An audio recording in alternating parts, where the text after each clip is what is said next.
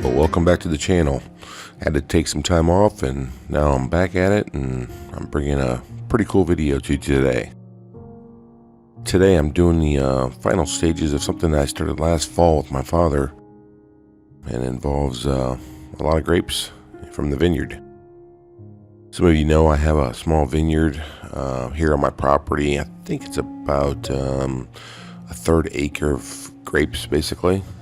There's 150 vines, 3 different types. We'll talk about those types here in a second. But I use these grapes in the vineyard to actually produce wine for myself, friends, and family. And then we also use it to create jelly, or I guess you would call it jam, which was phenomenal. Today I have about 10 gallons of wine that I need to transfer from one container to another container.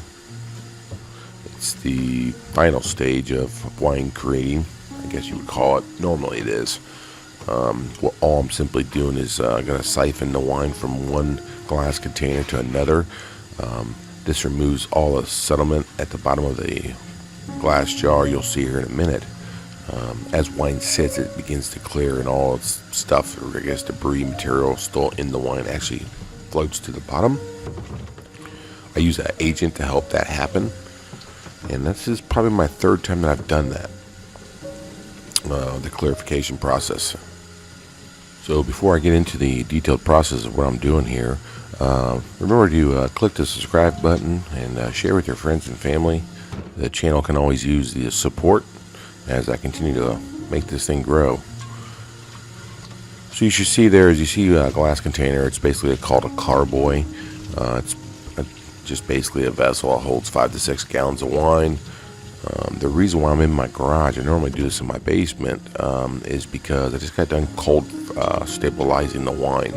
So not only was the wine clearing in the garage, I was also doing something to help the wine later on. I was basically bringing the wine temperature down at no cost or no storage in a refrigerator to about 40 degrees. You know, Indiana's pretty cold in the wintertime, and this particular week it was in its upper 30s, lower 40s. So I was able to set the wine out in the garage for a week to give it a chance to get cold, like it would be if it was in the refrigerator. What that does, that drops little particles, additional particles, to the bottom of the wine. If I don't do it now, when I bottle it and someone makes it cold, it may possibly do it on them, and then the wine has, somewhat of a flaw, or I guess it has these little crystals. They're harmless, but they are pleasant to see in your wine. You can see here I just simply started siphoning one of my red wines. This is a Catawba wine. It's going to be a semi-sweet wine, so I'm going to add some sugar to this eventually, probably a sugar substitute. Not really into semi-sweet wines, but I grew the Catawba grapes because I use it for the jam mainly. But I had some left, and I wanted to make a wine that other people might like, other than just dry. So this is my first attempt at making a semi-sweet wine. You saw what I was doing earlier. I was basically cleaning the carboys. Very important to keep everything sanitized. It is food grade type stuff you're working with. So, sanitizing everything, making sure everything's clean from one vessel to another, all the tubing and everything I use, tools I use, very, very important. So you can see here, this is what's left at the bottom of the Catawba wine. I siphoned everything off of the top of it besides that bottom little section. That's what I wanted to get out of there. That's stuff that was floating within the wine over the last, I would say last month or so, that slowly dropped to the bottom. You have to remove that. You just need to remove it, one, because it will, leave a taste to the wine if it's left too long inside of it. And of course, no one wants to see that in wine. You want your wine as clear as possible. So unfortunately, I don't have a lot of these smaller vessels. Next year, I'll have more of a production in the vineyard.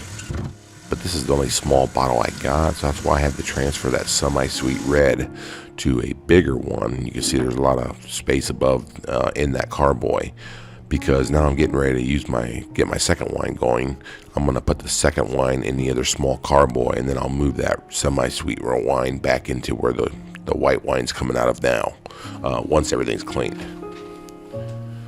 So the wine that I'm ciphering now is Chardonnay. Actually, it's a Chardonnay grape. Actually, the only difference between Chardonnay and Chardonnay is that this is more geared towards winter conditions.